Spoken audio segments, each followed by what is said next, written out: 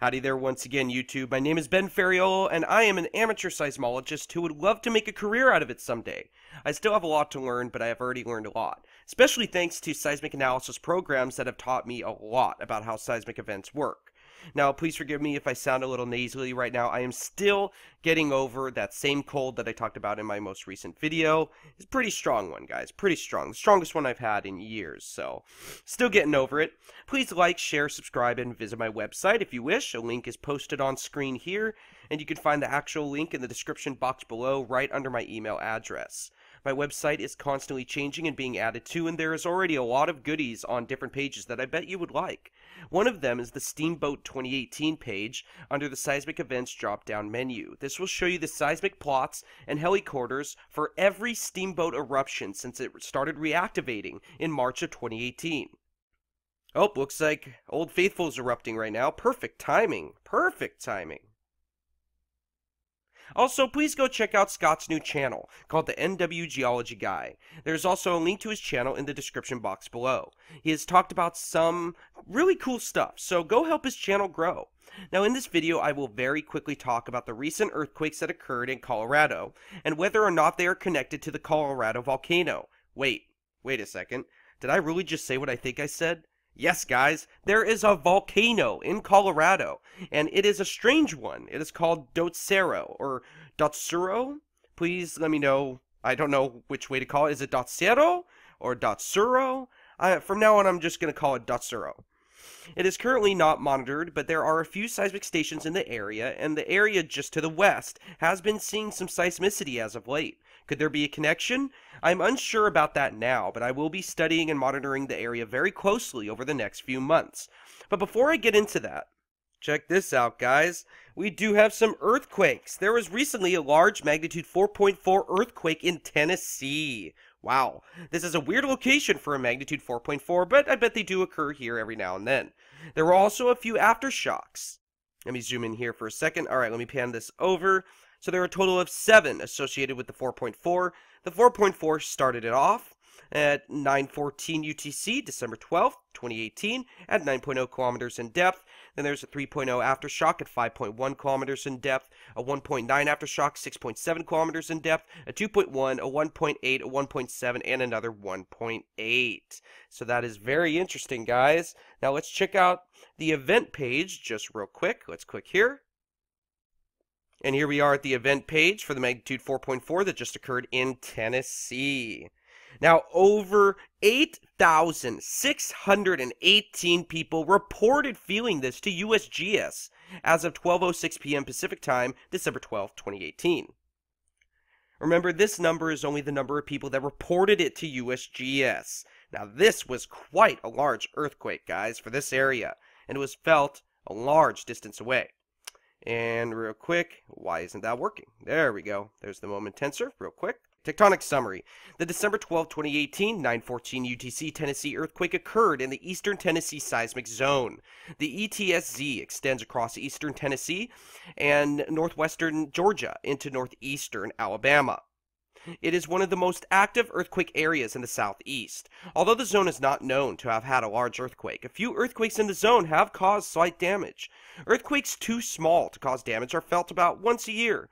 Earthquakes too small to be felt are abundant in the seismic zone, and seismographs record about 120 each year. Notable earthquakes in the region include the 2003, April 29th, magnitude 4.6 near Alabama, and the 1973, November 30th, magnitude 4.7 in eastern Tennessee earthquakes. So, really? Those are the only 2 notable ones? 1973 and 2003, and that's it? And now we have one again in 2018. Very interesting. Earthquakes in the central and eastern U.S., although less frequent in the western U.S., are typically felt over a much broader region. East of the Rockies, an earthquake can be felt over an area as much as 10 times larger than a similar magnitude earthquake on the west coast. A magnitude 4.0 eastern U.S. earthquake typically can be felt at many places as far as 60 miles from where it occurred. and it infrequently causes damage near its source. A magnitude 5.5 eastern U.S. earthquake usually can be felt as far as 300 miles from where it occurred, and sometimes causes damage as far as 25 miles away. The December 12, 2018 4.4 Tennessee earthquake was felt over 310-mile swath from southern Kentucky to Fort Benning, Georgia. Reports of strong shaking capable of causing slight damage have been reported near the epicenter. Earthquakes everywhere occur on faults within bedrock, usually miles deep. Most of eastern Tennessee's bedrock originated several hundred million years ago, supposedly, as the Appalachian Mountains were formed. At well-studied plate boundaries, like the San Andreas Fault System in California, often scientists can determine the name of the specific fault that is responsible for an earthquake. In contrast, east of the Rocky Mountains, this is rarely the case. The eastern Tennessee seismic zone is far from the nearest plate boundaries, which are in the center of the Atlantic Ocean and in the Caribbean Sea. The eastern Tennessee seismic zone is laced with known faults, but numerous smaller or deeply buried faults remain undetected. Even the known faults are poorly located at earthquake depths. Accordingly, few, if any, earthquakes in the eastern Tennessee seismic zone can be linked to named faults. It is difficult to determine if a known fault is still active and could slip and cause an earthquake. As in most other areas east of the Rockies, the best guide to earthquake hazards in the seismic zone is the earthquakes themselves. Okay. Now that that's done, let's go up and let's see the 4.4. Let's go to origin real quick. Let's click phases. Go down. Let's click the P phase. No. I don't want the P and S waves. I want the arrival times. The shortest arrival time is usually from the closest seismic station. So here is the closest seismic station right here we will try to gather data from. Remember, whenever you see an earthquake and you want to download the seismic data for the closest seismic station for a reported earthquake on USGS, just go to origin, or first you got to go to the event page. Then you got to click origin, then you click phases, and then you click arrival time and try to find the shortest arrival time out of all of them. So we got this one right here. Let's go to the Iris data select URL builder real quick. Here it is right here. The network was ET. Let's see, what was the BCRT was the station name. BCRT was the station name, and the channel coding 00EHZ. Okay, that's easy. So then 00 and EHZ, and I already have the time period set right here. There we go. Okay, so we got that. Now let's download the data real quick. Yep, data is downloading. Here we are in the seismic program Swarm. Let me open the data download that I just selected, and let's open it up. Wowza, check this out, guys. This is the 4.4 in Tennessee and subsequent aftershocks. First, I'm going to do one thing first, do persistent rescale off. Let's see, I got that. Let's see, this is EHZ, so I think that's good. Okay, so let's check this out. Yeah, that's not an earthquake. That's definitely an electronic issue right there. Let's check out this earthquake. Look at this. Look at the P wave. Look at that P wave. That is so weird. That is the oddest P wave I have ever seen. Almost perfectly dips at a perfect angle, and then boom. Very interesting. Very, very interesting. Okay, let's go to the spectrogram real quick. Wow. Wow. Okay. Yeah, that was definitely a strong earthquake and was felt for quite a while. There's an aftershock right there. Two smaller aftershocks right there, most likely. And then let's go up to the spectra. See the dominant frequencies of this event. Dominant frequencies, let's see, there's a little spike right here at 15 hertz, goes down. Let's see, probably about 8 hertz right there. 5 hertz, there's another spike, but the strongest frequencies are right here. Let's log frequency real quick. So between 1 hertz is the dominant frequencies. Now this isn't a low frequency earthquake. I mean, you could tell there's a lot of power throughout the frequency ranges, guys. But still, the spectral plot doesn't lie, guys. This is from the closest seismic station to this event, and the spectral plots do not lie. It's telling me the strongest frequencies of this earthquake are between 1 hertz and 2 hertz. Actually, no, wait. Actually, between 1 and 3 hertz. So it's not technically a low frequency earthquake, definitely not, because it's got some stronger high frequencies, but still very interesting how the dominant frequency is between 1 and 3 hertz, which is pretty low actually. So that is very interesting. Here's the earthquake, the 4.4 in Tennessee. Look at that, guys. Let me zoom in one more time. All right, let's go around. Let's see. Wow, yeah, this earthquake lasted a long time, guys. And here's the aftershock right here. Very strange looking aftershock. Doesn't even look like the same type of earthquake that occurred right here, does it? Look at that. Very interesting. And I believe here's another aftershock right here. That is not an aftershock. That might be another aftershock right there. That's not an aftershock. That's definitely an aftershock. And yeah, so they do have some aftershocks going on. So yeah, that's it right there. And as of the most recent data, right now, as of 12:15 p.m. Pacific Time, December 12, 2018, there's not much going on right now. Yeah. Okay, so that was very interesting, guys. So Tennessee did have an earthquake. We usually never see earthquakes this large over here. How come more rare earthquake epicenters are starting to occur? For example, faults that have not been active for decades or centuries just recently popping, such as the Alaska Anchorage fault right there that just had the 7.0, and then also the 7.1 near this, what was it called? The South Sandwich Islands, I believe it was, right?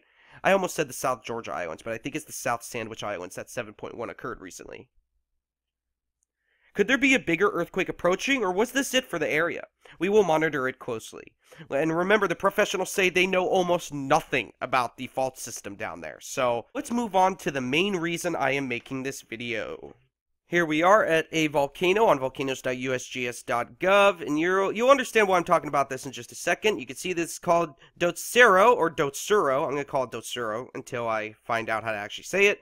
Dotsero Volcanic Center in Colorado. You can tell here's Denver, and here's the volcano. Yes, Colorado does have a volcano. Okay, and I think I don't know why it says Yellowstone Volcano Observatory here. I believe that is because they are the ones that oversee this volcano, too. So, I hope they're monitoring it as well, and you'll see why I'm starting to monitor this area too. But first, why don't we read about the volcano just real quick. Dotsero Crater, near the Dotsero Railroad Junction in central Colorado, is one of several volcanic features resulting from basaltic eruptions between 3,800 and 5,500 years ago, so it's pretty young, guys. Supposedly. 4,150 plus minus 300 years, BP radiocarbon age. The earliest eruptions occurred along a north-northeast trend and built scoria cones that ascended the North Canyon wall of the Eagle River, near where it joins the Colorado River. An A-O, an A-A, A-O, an A-A, an A-A, I actually don't know how to say that one. An A-A lava flow issued southward from a gulch and buried about 0.7 kilometers squared, 168 acres, of the adjacent floodplain. Today, U.S. Interstate Highway 70 cuts this lava flow. Dotsero Crater formed. Now listen to this, guys. Dotsero Crater formed when magma encountered water and explosively blasted a crater through the country rock, destroying part of the scoria cone chain and showering tephra, which is another type of ash, across the landscape. This tephra fallout includes a substantial amount of red sandstone bedrock fragments. Although 20 meters or 65 feet or thicker around the vent, much of the tephra was blown eastward from the crater by prevailing winds. So guys, it blew a lot of ash. For how small the volcano was, it blew a lot of ash. The crater today has a diameter of about 750 meters, 2,460 feet, and a depth of 76 meters, 250 feet at low rim points. When first formed, the crater was possibly as deep as 400 meters, about 1,300 feet, but has since been partially filled. Now check this out. Volcano type, scoria cone, lava flow, composition, basalt. And most recent eruption, supposedly 4,150 years ago. Nearby towns, Dotsero, Gypsum, Eagle, Glenwood Springs, and you'll know why I'm highlighting this in just a second, Glenwood Springs. Threat potential, moderate, so it's not extinct. It is not extinct, guys. They do not believe it's extinct, otherwise they would not put this as moderate. But, even though it's moderate, why is it that they don't have it monitored at all? There's no monitoring in here at all, except there are some seismic stations in the area. So, isn't that interesting? By the way, my nickname for this volcano is officially Dots. I've always wanted to name a volcano Dots. Now, all joking aside, there really is a volcano in Colorado. Now, the earthquakes that have been occurring recently have been occurring generally in this area right here. Notice how close it is to the volcano. Right there. Now, it's not at the volcano, but it is pretty close. Now, notice how they said the volcano was formed when magma met groundwater and explosively erupted? Well, there's most likely a lot of groundwater still in this area and around it. Also, since this volcano is labeled a moderate threat, again, that means it's not too dangerous of a volcano, but that it's not extinct either. Excuse me. Remember, magma chambers can shift and move, and the magma chamber to this volcano could move at any time in any direction, and we probably would never know. Sadly, I highly doubt there are many deformation instruments in this area, so all we have to rely on are the few seismic stations that reside in the area.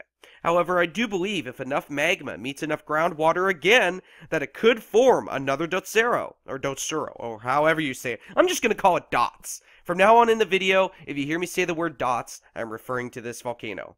It is entirely in the realm of possibility.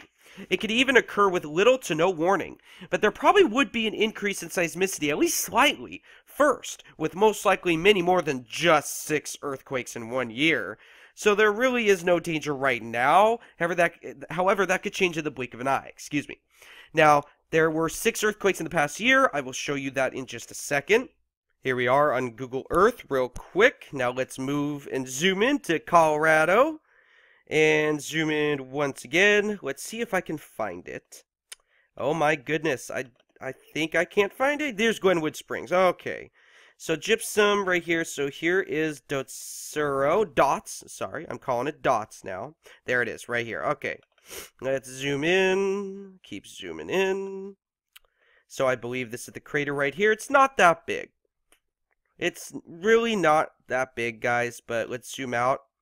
I'm pretty sure this is tephra right here, and the reason why it's red is because it threw a bunch of bedrock fragments all over the area.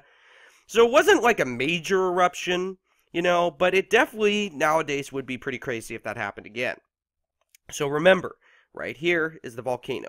Right here is the volcano in Colorado. Down here in Glenwood Springs is where we have been seeing seismicity. More than usual lately, actually, right here. That's not that far away from Dots. Now here's the USGS earthquake catalog. I have it set to all magnitudes for right now, December 12th, to the first day of the year, January 1st. So far, this entire year, from January 1st to right now, has only seen 6 earthquakes. 4 right here, 1 up here, and 1 down here. Now here are the 3 earthquakes that I talked about in my recent blog post right here, so please go check this out if you want. I will be talking about pretty much what I talked about in this blog post, so you can check this out if you want, or just continue to watch this video, or do both. Now they were generally the same magnitude, with them reportedly striking at nearly the same exact depth. These 3 right here, the most recent 3, the 3.2, the 3.6, and the 3.4. Actually, all of the earthquakes in this area for this year occurred at the same depth, supposedly. However, the first earthquake in this area for this year did occur at 4.3 kilometers in depth, but you can see all of the depths are the same, which, you know, some of them are probably a little bit different, but I'm guessing they are probably occurring around 5.0 kilometers. Now, the 3 earthquakes that occurred yesterday struck near Glenwood Springs. Let me turn on the terrain real quick so you can see. There we go. Remember, here's the earthquake down here, earthquake up here. Here are the 4 earthquakes, but 3 of them that are marked in yellow occurred yesterday, and Dots, the volcano Dots, is located right here, so not that far. So again, the 3 earthquakes that occurred yesterday struck near Glenwood Springs, right here, and occurred within only 1 hour and 14 minutes of each other, and then silence. Nothing since then, well, at least for right now. So geologically speaking, it is pretty close to the volcano, guys. And if magma was near this area at some period, and most likely still is, I wouldn't be surprised if the next eruption, if there will be a next eruption, occurred somewhat away from the volcano itself, possibly even right in this area right here. Now, I will show the seismic data for the 3 earthquakes in just a minute. However, I would like to show the plots to the other 3 earthquakes, which were all smaller than the 3 to occur yesterday. So here's the 3 that occurred yesterday, the 3 3s, sorry. And then we have 3 2s down here. I'm going to show the plots to these real quick, and then I'll get to the other earthquakes that occurred yesterday. First, I'm going to show this one right here. Notice how it's right near the area of the 3 earthquakes that occurred yesterday. I'm going to show this one first. It was reportedly a magnitude 2.5 earthquake at 5.0 kilometers in depth, which struck not too long ago at 9:50 UTC on November 27th. Now here are the seismogram spectrogram spectral plots for this 2.5 earthquake. This data was taken from the closest seismic station. Now obviously the characteristics are different, but notice how it kind of looks like a large steamboat eruption. Notice how just the kind of shape of it kind of looks like that? It's obviously not, and it doesn't even last even nearly as long, but I'm just talking about the shape. Just thought that was cool. Notice there are frequencies of all ranges, and this earthquake seems to be longer lasting than what we would expect to see for a 2.5. Now this earthquake here has basically the same exact characteristics. Literally, guys, you'll see in just a second, has the same exact characteristics as every other earthquake to occur in this area, making me feel that these earthquakes are connected to the same process. It also makes me believe that these are connected to the Dots magma system. Of course, I do not have enough proof for that yet, but that is what I truly believe, guys. Now let me go back real quick to the earthquake page. The next one I'm going to show is this one right here. Let me pan this over real quick. Notice how it occurred far south. Now this next earthquake to occur prior to the one I just showed was the 2.2 at 5.0 kilometers in depth, once again, on July 13th, 2018 at 1649 UTC. Let's go to the image real quick. Let me pan this over. This is not it. Let's go to the 2.2. Here is the 2.2 right here. And here are the seismogram spectrogram spectral plots for this magnitude 2.2, since it occurred far to the south of the Dots volcano and the local seismicity, and add to the fact that the characteristics are entirely different from all of the other earthquakes. I believe that this one earthquake is not connected at all to what we are seeing just to the north, near the volcano. Notice it also lasted nowhere near the amount of time as the other earthquakes. It only lasted like 15 seconds, if that. While the other quakes that are occurring near the volcano are lasting longer than a minute and a half at times. Now the last earthquake, actually the first earthquake for this area for 2018, was this one right here. Notice it was just north of the 3 earthquakes we saw yesterday. It was north of the volcano and recent seismicity, but the characteristics are identical to the 2.5 I showed in the 3 earthquakes I will show in just a minute. It was a magnitude 2.7 earthquake at 4.3 kilometers in depth, which struck on April 7th, 2018 at 7:01 UTC. Let's click the event page just real quick. This 2.7 was actually felt by 4 people. Now remember, when you see the number of people that felt an earthquake, this is only the people that decided to report it to the USGS. Not everyone knows how to report feeling an earthquake, or even knows how to do it. So the actual number of people that felt an event is usually much higher than this number. So if you ever feel an earthquake, try to report it to USGS. And here are the seismogram spectrogram spectral plots of the magnitude 2.7 earthquake. Notice the same characteristics as all of the other earthquakes that occur near the Dots volcano, near Glenwood Springs in Colorado. This definitely makes me believe they are part of the same process. Also notice how long lasting these earthquakes are. This one was only a magnitude 2.7, but lasted almost longer than a minute. That is pretty long for a 2.7. I bet this could be put into the long period earthquake category. However, these events that occur in this area do not have dominant low frequencies, which is very confusing, because usually long period earthquakes do have dominant lower frequencies. That's why a lot of low frequency events are also called long period events too. And just for information purposes, here are all of the earthquakes to occur near the Dots volcano in Colorado since January 1st, 2000. Yes, that is over 18 years of seismicity, and we only see 21 earthquakes, and that's it. Let me turn on the terrain for you real quick. I know it makes the earthquakes harder to see, but you can see most of them are around this area right here, with a few right here. Another one here, here, and here as well. Now the largest earthquake in the past 18 years for this area occurred right here near this same area and was reportedly a magnitude 4.0 at 5.0 kilometers in depth on August 9th, 2001 at 22:38 UTC. However, that is not what interests me. Check this out. 2018 is the year of the most seismicity for the Dots volcano and the surrounding area. Check this out.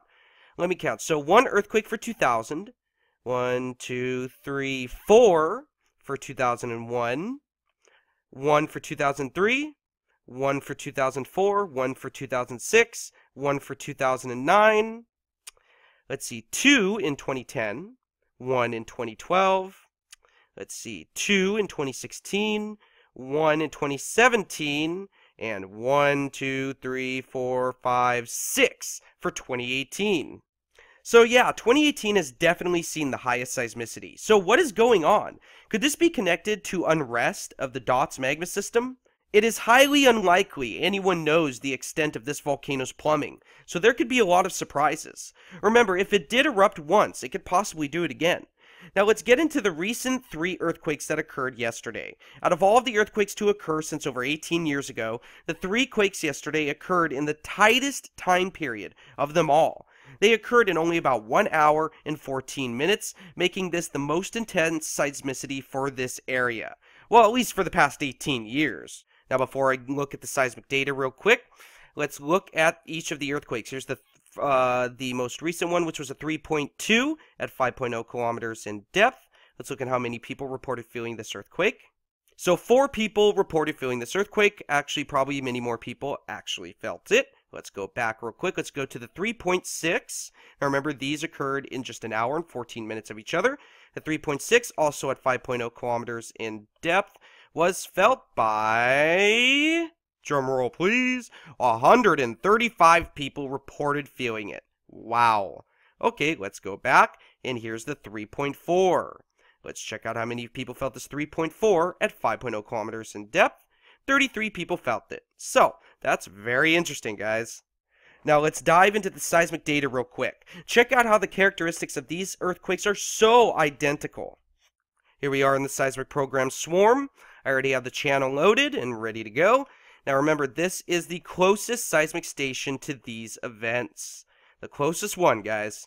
Now, let's go down a little bit. Okay, I think, let me pan this down real quick. Let me turn the settings persistent rescale off. Since it's a broadband station, I'm just going to do a 0.7 Hertz high pass filter real quick. Let's look at the first one. Now this one was reportedly a 3.4 earthquake, and all of these are reportedly at 5.0 kilometers in depth. Let's zoom out real quick. Notice how odd it looks. Now check this out. Here's the other one, the 3.6, and here's the 3.2. Notice how similar they look. You see that? They look almost identical. They also look very similar to this, which is the 2.7, and the 2.5. Remember, the 2.2 that occurred far south is not even connected. Totally different process. But this, and these earthquakes, and probably many of the other earthquakes that happened in the past 18 years in this area, have the exact same characteristics, which I thought was very interesting. Let's go to the spectrogram real quick. Check that out. Very long-lasting, guys. Very long-lasting. Probably almost 2 minutes almost for that one. Now let's look at the 3.6. Here's the 3.6. Very interesting, guys. Let's zoom all the way out. Remember, the farther you zoom out, the less detail you will see, and vice versa. And here's the 3.2 right here. God, I love the program Swarm, guys. I love it. And here are these 2 earthquakes. Let's turn on the waveforms. Check that out. Yeah, very interesting earthquakes. Very interesting. Okay, and they happen in 1 hour and 14 minutes of each other. Let's check the dominant frequencies of these events. And let's see. There's a spike all the way back here, probably around 1 hertz, and there is more of a spike. But that 1 hertz spike, check this out. I'm going to go to a location where there isn't an earthquake. Let's see. I don't know why there's a spike in 20 hertz right there, but you can tell there's another spike. So I believe this spike at about 1 hertz is not connected to the earthquakes, unless there's something else going on in the background. But the earthquakes themselves are not seeing the dominant low frequencies, but are probably seeing dominant frequencies around 5 hertz to 10 hertz, and it goes down from there. Let me zoom in real quick. Let's try to do each earthquake. Check it out. I love the spectral plots, guys. I love it. And go forward. You could tell this one's spiked. Probably about 5 hertz is the dominant frequency for the 3.2. And then let's go to the 3.4. So yeah, very interesting, guys. So why is seismicity occurring in this area? And why is it increasing? Why is it getting in a lot more frequent? So please keep an eye out for more earthquakes or earthquake swarms breaking out in this area. If you do see earthquakes occurring near Glenwood Springs, please remember there is a volcano nearby, possibly one that isn't even extinct, that could possibly erupt someday again. but who knows? Very interesting, though. Let's look for any background tremor. I'm not seeing any low-frequency background tremor, which is a very good sign. Very good sign. So, it's just those 3 earthquakes. Nothing else that I can tell. Okay. And one more time. Here is the 3.4, the first one to occur yesterday. Here's the... Oh, whoopsie. Here's the spectrogram. And here are the waveforms. Let's look at the P wave real quick. Very interesting. Let's go to the 3.6. Notice the coda. Very long-lasting coda, guys. Very long-lasting earthquake. Remember, the coda is simply the end tail of an earthquake. And let's check out the 3.2. One more time. Very interesting, guys. Very interesting. So, what does this mean, guys? What do you think this means? So why were these earthquakes so long-lasting compared to normal high-frequency tectonic events? I personally do not believe these earthquakes were tectonic at all. And again, I do believe they are in some way connected to the Dots volcanic system in Colorado. Pretty interesting how there's a volcano in Colorado. Very interesting. And once again, in the past 18 years, let me go back. In the past 18 years, there have been 21 earthquakes for this area, with the most intense seismicity being yesterday. 3 in 1 hour and 14 minutes, with the most active year being 2018, and it seems to be building. So, could next year be even more active? Who knows? Just keep an eye on this area right here. Again, here's the Dots volcano right here, and here's where we're seeing all this seismicity. And these strange long-period earthquakes, but I don't know if they can be labeled as long-period earthquakes, guys, because from what I have seen, long-period earthquakes usually have dominant low frequencies. That is why long-period earthquakes are sometimes called also low-frequency earthquakes, and vice versa. But the terminology isn't as exact in seismology. For example, you know, the terminology for harmonic tremor is greatly debated still to this day. There are many professional seismologists who do conflict with each other, saying, oh yeah, that's harmonic tremor. No, that's not. Yes, that is. No, it's not. So the terminology, yeah, some terminology is set, but a lot of the terminology still has yet to be, fully confirmed, because a lot of scientists do still debate about this stuff to this day. Now, I'm not saying that this thing is going to erupt tomorrow, guys. I'm not saying that at all. However, since seismicity does seem to be increasing slightly over the past 18 years, it wouldn't be too much of a stretch to say the volcanic system could be shifting or could be starting to get restless. However, if an eruption was approaching, much like the first one, it could possibly occur with little warning, just like the first one, because the magma encountered the groundwater and explosively burst out. Now, that's different than other eruptions that occur. A lot of volcanic eruptions occur because the gas builds up, causes a lot of pressure, or the magma chamber pressurizes and causes an eruption. There are many different processes that can cause volcanic eruptions, but one that can occur with little to no warning is the type that occurs when magma encounters groundwater, and it just blows. That is why, if NASA ever plans to drill into Yellowstone and put water into it, I think it's a bad idea. From what I have heard, they're not even planning on doing that. So, I'm hoping not. I'm really keeping my fingers crossed that they don't even try that. Just know, though, the magma chamber is most likely not strong enough to produce a Mount St. Helens-style event, or even a bigger eruption, even a super eruption. But still, even though the eruption wouldn't be big, it would not be good. Denver, Colorado would still probably get a good amount of ash if the Dots volcano erupted. That is why we should monitor this area closely and let the data speak to us. Don't take my word for it, guys. Learn how to monitor seismic areas yourself. That is, after all, one of the reasons I make YouTube videos and blog posts. I wish that, in the end, people would stop relying on YouTube for their seismic information and just let their own research guide them. I wish more people knew just how easy and better it is and accurate it is to use seismic analysis software using seismic data to monitor the world, instead of YouTube streams or YouTube channels. I rarely even watch YouTube videos anymore, guys, because really I barely have enough time to. And to be frank, YouTube is getting weird, guys. That is why I made my website and I just look at the seismic data.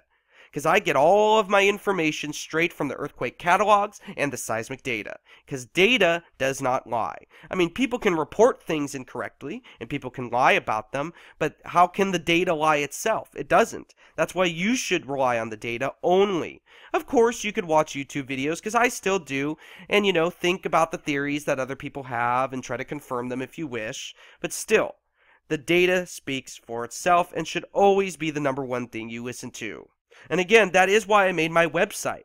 I really do have some cool stuff there for those interested in seismic monitoring of volcanoes and other areas. I even teach you how to use the seismic program Swarm, the program you saw me use in this video.